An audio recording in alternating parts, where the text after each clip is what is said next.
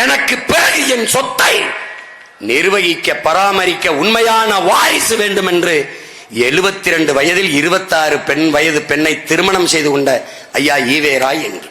என் அண்ணன் பழனி பாபா எங்கே? ஐயா ஈவேராய் எங்கே? அப்படியே சொத்தை பராமரிக்க ஒரு வாரிசு வேண்டும் என்றால் மனைவியாக்கித்தான் வாரிசாக்க வேண்டுமா? மகளாகவே தத்தெடுத்து சட்டப்படி வாரிசாக்கி உங்களுடைய உயிலிலே எழுதி வைக்க முடியாதா? முடியும். ஏன் செய்யல? இதுக்கு ஆற்ற பதில் இருக்கு.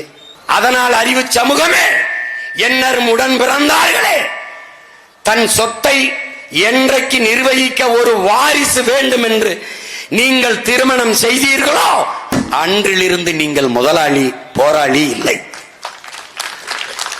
என்றைக்கு தன் சொத்தை எல்லாம் ஏழைகளுக்கு எழுதி வைத்து விட்டு செத்து போனானோ என் தாத்தன் முத்துராமலிங்க தேவன், அவன் போராளி, நீங்கள் முதலாளி. உங்களுக்கு புரியுதுன்னு நினைக்கிறேன்.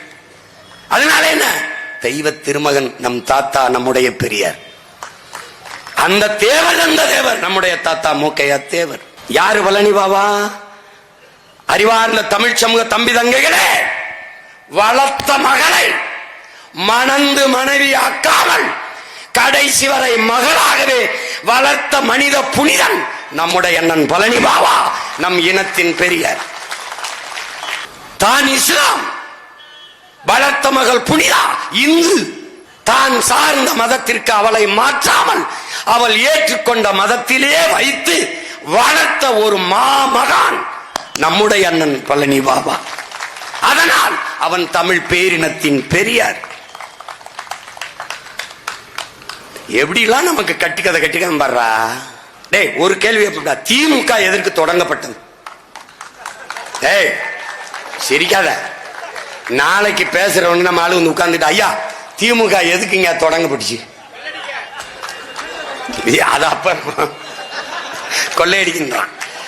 எதுக்கு தொடங்கப்பட்டுச்சு? ஐயா ஈவேரா அவர்கள் அம்மா மணியம்மையை திருமணம் செஞ்சதுக்காக. அதுக்காக வெளியில வந்த பெருமகன் யார்? எதிர்த்து வெளியில வந்தவர் யார்? பேரறிஞர் அண்ணா. அவரை விடவாடா நம்ம ஈவேராவை எதிர்த்துட்டோம். முரசொலியில ஈவேரா அவர்களை வந்து விமர்சித்து வந்த கேலிச்சித்திரத்தை போல உலகத்துல எவனுமே கேலிச்சித்திரம் போட முடியாது. சட்டசபைக்குள்ள இந்த கிழவனை எதுக்குன்னு விட்டு வச்சிருக்கே, தேசிய பாதுகாப்பில் கைது செய்யாமல் என்று கேட்டவர் பெருமகனார் ஐயா கருணாநிதி அவர்கள். நான் விடுதலை புலி, நீ திராவிட பண்ணி, உனக்கு பசிக்கும் போதெல்லாம் வேட்டையாடி சாப்பிட்டுட்டு இருப்பேன், பார்த்து இருந்துக்க. ஆமா, நீ குறுக்க வராத.